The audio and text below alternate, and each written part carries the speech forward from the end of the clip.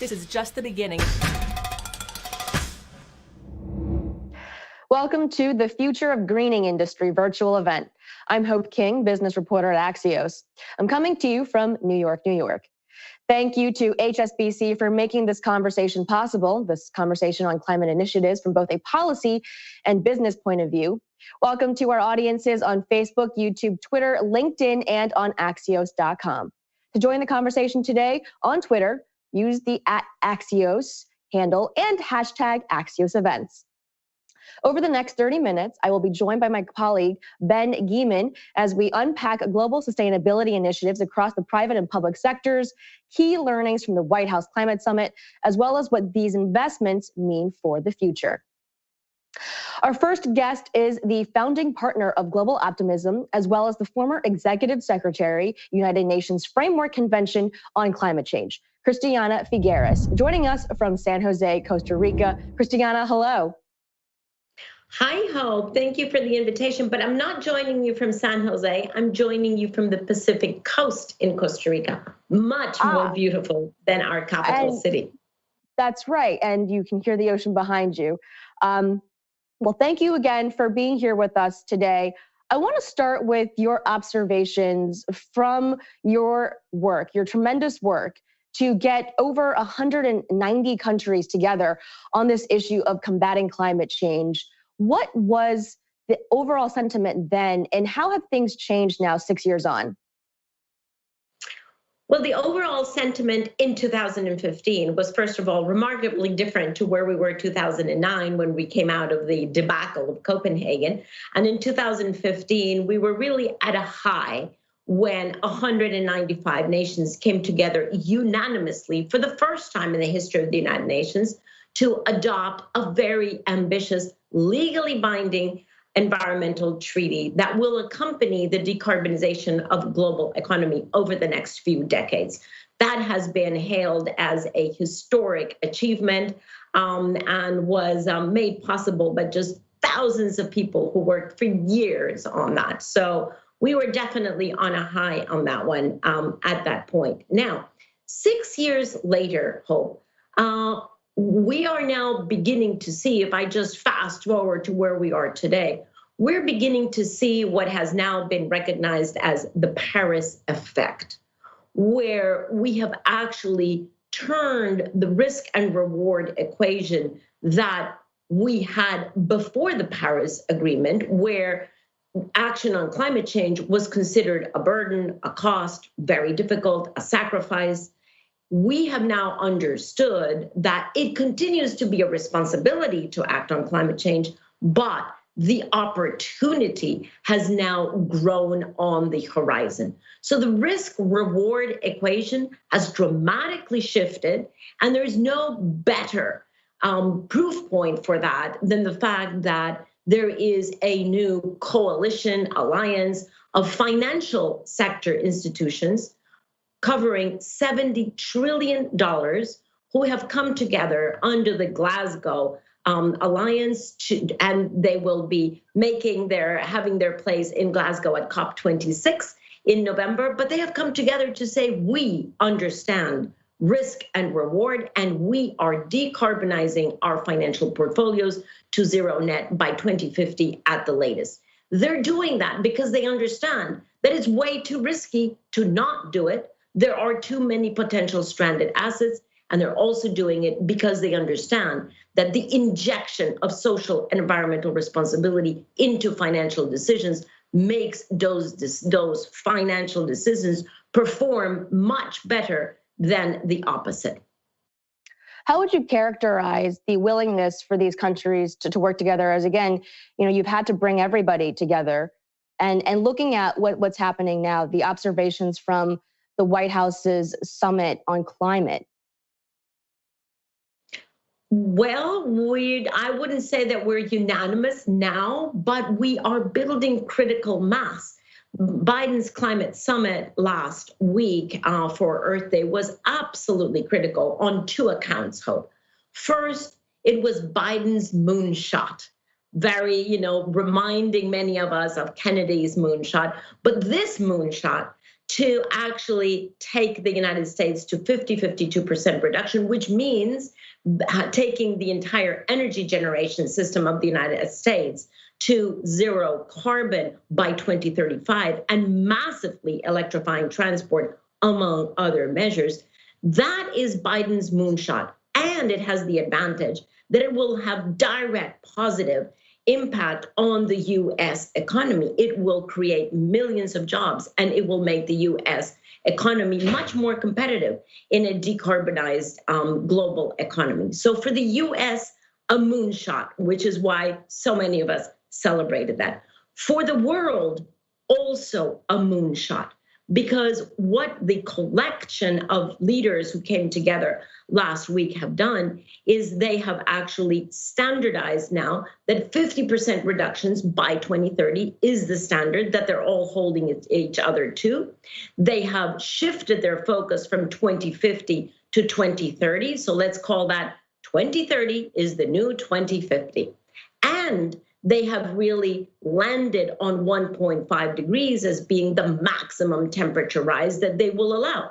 So let's call that 1.5 degrees is the new 2 degrees. That is a massive shift of where they are all heading for. Changes the course. Now, as you said, there isn't this feeling, though, that everybody is on board. There is not that unanimous sentiment there. You know, I'm thinking about Australia, India, Indonesia, Mexico, Russia. They haven't made any new pledges to cut down on oil, gas, or coal. So with these new goals now being 2030, the new 2050, and 1.5 versus 2, what is at stake if these countries don't all get on board? Well, what is at stake is actually pretty serious. If we are not globally at 50% current emissions by 2030, we would actually condemn humanity to a world of constant and increasing destruction, physical destruction, as well as human misery, the likes of which we have never seen. That is why the decade of the 20s is understood as the decisive decade, because it is exactly in this decade that we will determine whether we walk down a path of doom and gloom, or whether by 2030, by cutting emissions in half, we actually open a portal to a world that is so much better than the world that we have now. A world that has much better public health, much more efficient transportation, much less pollution in cities, much more fertility of the ground, much more competitive national economies. That is the world that is actually waiting for us to conquer it. But in order to walk down that path, we have to be at 50% of global emissions by 2030. Not every country is on board with that yet.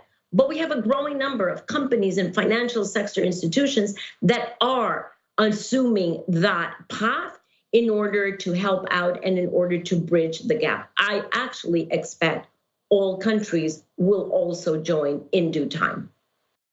What do you see as the US's role specifically in rallying the world together on cleaner energy? Well, there's no doubt that the United States, being A, still the largest emitter, B, the strongest economy in the world, and C, a role model, right? There's no denying that the United States continues to be a role model for global North and global South, both. So because of that position of the United States, it is really important what the United States is not only saying, but what they are doing. So the fact that Biden has made these announcements, but is backing it up with an all government approach. He has asked every single agency, every single department in the United States to ensure that they are doing their job, whether it is interior, whether it's treasury, agriculture, energy, wherever they are working, whatever their responsibility is, but to do so through a climate lens. It is the first time that a country does this, Hope. This all government approach to climate change is actually what every other country will have to move toward. And the United States is definitely taking a leadership here and showing other countries how that is done, and most importantly, what the benefits are of that all government approach. How would you rate the current performance of the private sectors, of the energy sector, oil and gas? You mentioned the financial arms of each country and the private sector as well getting on board. What more do they need to do? What would you like to see? Well, private sector or public sector, I think both we can say doing a pretty good effort, definitely moving in the right direction. But whether it's governments or whether it's private sector or financial institutions, we're just not there yet. Let's, think that we're pushing a ball up the hill, and we still have to push a little bit more to get to the top, and then the ball will start to roll down. So we still have to push more. Yes, it is fantastic that we have over 100 companies that have now committed to being carbon neutral by 2040, 10 years before the Paris Agreement demands that, which is 2050. Yes, it is fantastic that we have this financial sector alliance of $70 trillion that are shifting over. All of that is much more than we had even just a year or two ago. So we're definitely moving in the right direction. But we still have a gap to close. We have to be on a path to be within striking distance of a 1.5 degree maximum temperature rise. And we're not quite there yet. The Biden summit, with everything that governments brought, plus the huge array of commitments that were made also by private companies and by financial institutions, brings us much, much closer to where we were. But we're not there yet. So we still need to understand how possible this is. You see, the problem is that for so many years, we thought decarbonizing the economy was basically impossible, too expensive, too complicated.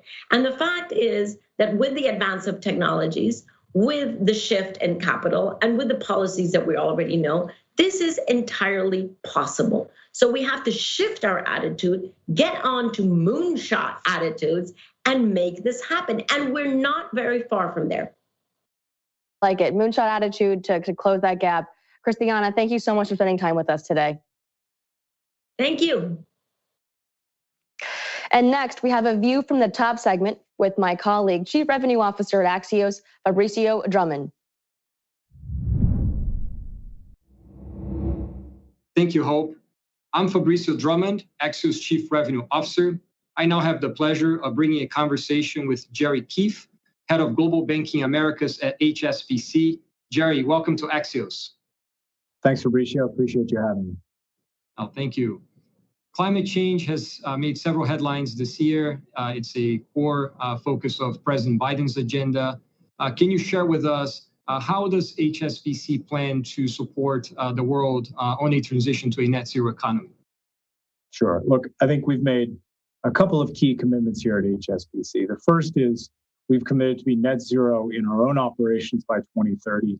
And secondly, and arguably more importantly, we've committed to achieve net zero for our financed emissions by 2050. And so taking those in turn, as to what those mean. So for our own footprint and achieving net zero by 2030, we're a founding member in the Net Zero Banking Alliance, which is a coalition that brings together several existing and new groups, which included the Net Zero Asset Owners Alliance, the Net Zero Asset Managers Alliance, with names like BlackRock, for example. And the Net Zero Banking Alliance is going to be essentially about members signing up for consistent standards and direction for the financial system that will put us collectively on that path to support the whole economy transition.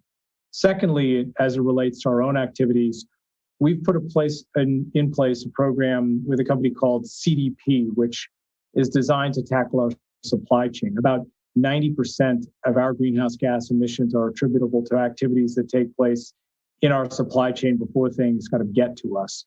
And we're targeting suppliers that represent about 60% of our own spend to disclose their climate agenda and their carbon emissions. And by taking those steps, both joining the Net Zero Banking Alliance, plus making sure that we're addressing our supply chain issues, we should be able to make significant progress toward net zero 2030.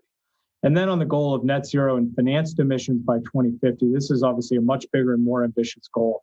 To that end, we're reviewing all of our banking relationships and all of our exposures, and we've adopted a set of standards under the Partnership for Carbon Accounting Financials that's going to sort of govern how we measure and disclose our financed emissions And so far, we're the largest financial institution in the world to do so. And so I think the combination of these things will really ensure that we're on the right path. Several organizations have announced their commitments and investments towards building a more sustainable future. How does HSBC plan to support these organizations on this transition? Sure. I mean, I guess the first thing to say is that we're totally committed to working with our clients on this, and in particular, our clients who sort of share our values and share our commitment to that net zero economy. And we come to this understanding that much as we and a lot of other financial institutions are at different points in that journey, our clients are at different points in that journey as well. I think the good news is that about 20%, or a little more than that actually, of the world's largest public companies have committed to net zero, and we work with basically all of those. But we want to be the bank that helps our clients achieve those commitments, even if there is some transition work to be done, in order for us collectively to get there. So, in practice for us, that is often oriented around financing. We're a bank that has a three or so $1 trillion balance sheet. We have a world-leading capital markets platform. And what this really means is that our financing capabilities are going to be relevant for our clients as a way of expressing their support for net zero and also putting themselves on a path to that. We just won 7 environmental finance awards, including Lead Manager of the Year for social bonds, green bonds, and sustainability-linked bonds, where we were Lead Manager of the Year in each of those categories. We also have a global research team that's focused on climate change and is routinely ranked #1 in climate change research. They're fond of reminding myself and my colleagues outside of research that they were focused on this before it was a popular thing. And so we're continuing to support our clients kind of across the piece in what we do to both express and finance that net zero ambition of theirs. Excellent. As it relates to innovative solutions that can accelerate the adoption of clean technologies, where do you think this is headed? And what are some examples that you can potentially share with us? Sure. I think you've hit on it, Fabrizio. I think the greatest need that we have in addressing these challenges is innovation. I think if you understand the math of carbon and where we stand globally, you realize very quickly, as Bill Gates has reminded us, that we only kind of get to net zero through innovation. And whether that's power generation, storage, usage, et cetera, these things flow through everything we do as a society, and it's critical that innovation lead here. So HSBC is the only global bank that actually operates a venture debt fund as part of our core banking platform. And this is run in the Americas through the commercial bank, which is run by my friend and colleague, Wyatt Kroll. And we're working to identify, in that regard, kind of up-and-coming clean tech companies and providing them early stage financing to take that sort of innovation forward. So we recently provided a $25 million financing facility to a software startup that helps cities and companies better manage their transportation fleets. It helps them optimize routes, helps them facilitate on-demand rides. It helps them become more efficient so that a city's carbon footprint, just by deploying the software and allowing it to manage their transportation for them, will become smaller. Clean tech, it's interesting. It's a lot easier to finance than it used to be because it's much more software-based. I think early stage clean tech was much more around chemistry and processes. Clean tech is now much more about software. And we're finding that even our core banking clients are becoming clients of names that we're financing in clean tech through our venture debt fund. So we're finding ourselves at a point of convergence for all this innovation. And we're delighted to be here. And I think it's just going to be an incredibly interesting space to watch in the next couple of years. Excellent, Jerry. Thank you for joining us and for such an insightful conversation. Absolutely. Thank you very much, Fabrizio. Thanks, HSBC, for making this conversation possible. Ben, over to you. Hi, I'm Ben Gieman, energy reporter with Axios. I'm coming to you from Silver Spring, Maryland, and our final guest is Melanie Nakagawa. She's Special Assistant to President Joe Biden, as well as the Senior Director for Climate and Energy on the National Security Council. Melanie, thanks so much for being with us. Thanks, Ben. Great to see you. Yeah, so the dust is kind of settling on the big White House International Climate Summit last week. And at that event, we saw some really aggressive, but also non-binding commitments from a lot of very large emitting countries, including the US, but others as well. And so I'd like to ask kind of what's the road ahead for translating those aggressive and ambitious commitments and targets into very sort of tangible on the ground efforts, both in the US, but globally as well? Great. Well, that's a great question. And thank you so much. I think this is a really, as you're right, the dust has settled. And it was a great sort of cap to Earth Week and an Earth Day for this new administration. And we had just a lot of action happen over those 2 days from both the private sector and public sector and countries around the world. So really, I think the hard work begins today. As you start the week, it really is about turning a lot of those commitments to action, particularly those that are going to be announcing new NDCs by the climate conference in November of this year. How do we work with those countries bilaterally, but also multilaterally to get us on track to make sure that we leave Glasgow ensuring that we are able to keep global temperature rise at 1.5 degrees Celsius and to preserve the ability for us to maintain that coming out of Glasgow. It's a real key target for us. And it's also what the science requires. Definitely. And that, I think, underscores the importance of having things happen. Even though we see so many targets set around a mid-century net zero target, of course, we had the US commitment to reduce its emissions by half or even a little bit more than half by 2030. A couple of things that have stood out to me about the US sort of globally facing posture. One is that Special Climate Envoy Kerry and others in the administration have really been emphasizing that capital is already moving aggressively into cleaner technologies, into batteries as the costs come down, into solar markets and other clean tech.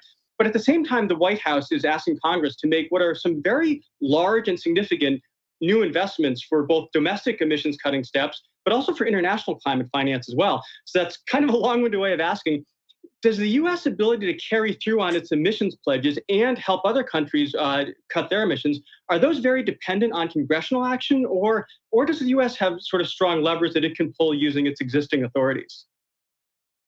Well, you're right that we put forward a really aggressive climate finance plan it's actually more ambitious than aggressive, I think, if you actually look at the details.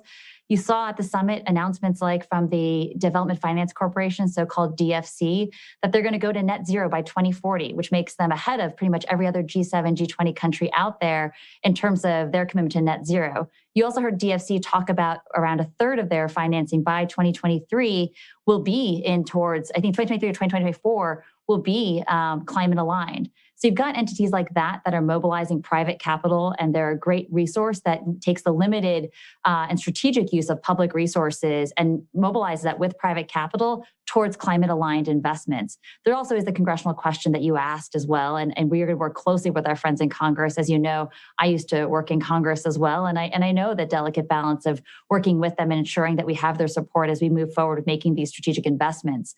But the thing that comes down at the end of the day is that many of these investments we're looking to make are about creating jobs at home. And many of these opportunities are ways that we increase our ability to export more technology, export more materials and products and solutions that are climate aligned to other countries around the world. And we really see that kind of investment is not only be good for at home, but it also help others overseas become more resilient to the impacts of climate change, which again, it's a very positive feedback loop in terms of ensuring the resilience of our key partners and allies, also protects us at home and protects our resources to ensure that they're going towards things that are truly vital and essential as needed, particularly in the development space.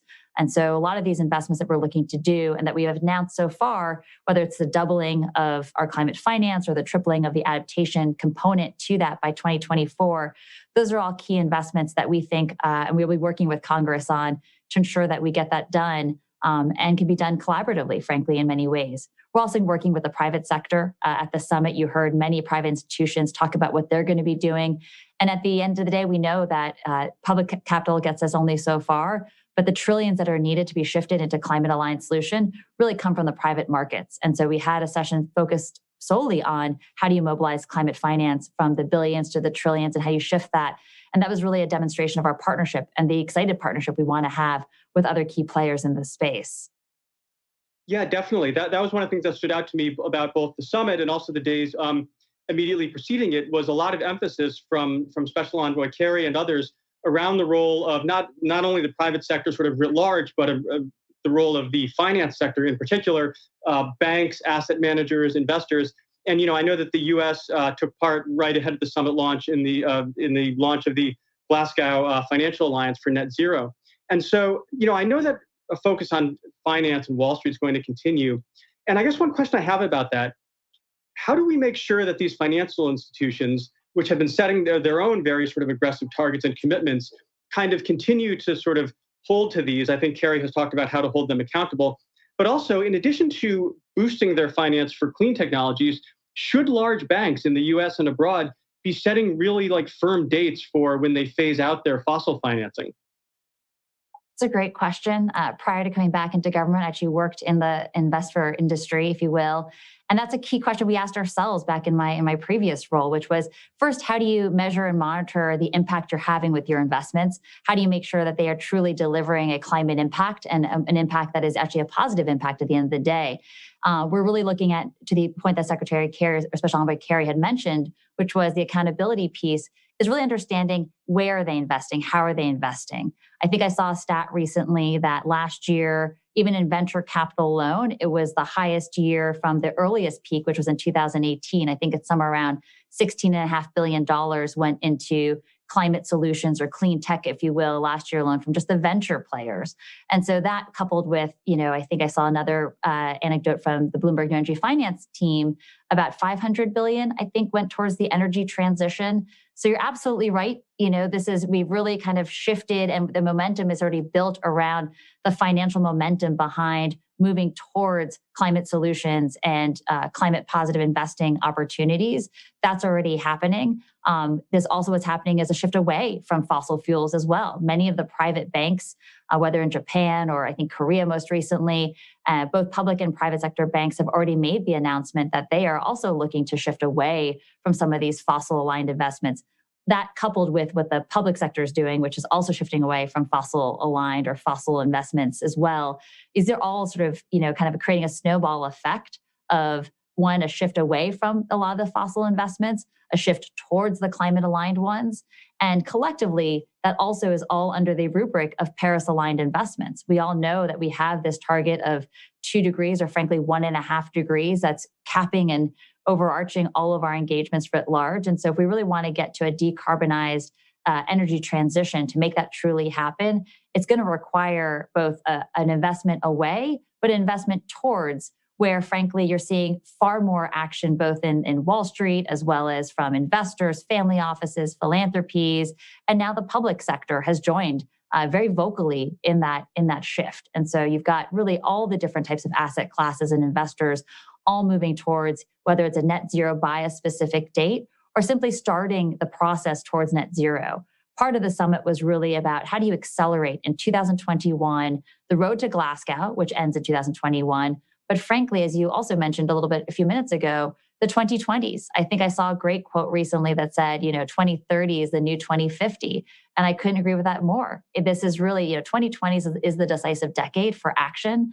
And so hearing these banks make these commitments, hearing people talk about 2050, but there's got to be a roadmap towards that. So what are you doing in your 2020s? And that's really where, when we talk about accountability, that's what we're looking for, is what are countries, what are private sector institutions, what are cities and towns and others doing in this decade, the 2020s, to get us on that path to 2050. It's great to have a net zero 2050 timeline out there, but what's even better is to show us how you're getting there by 2030, what that roadmap looks like, so that the arc that you're on isn't necessarily an increasing one that then cleaves off at the very end of 2030 to kind of precipitously decline. It's one where actually we have a roadmap that gets you there and has the glide path towards the 2050s. And that really means that now the 2020s is the time to really think through how does that glide path work and what are the actions we're taking now and in the next few years that are getting us towards those net zero targets.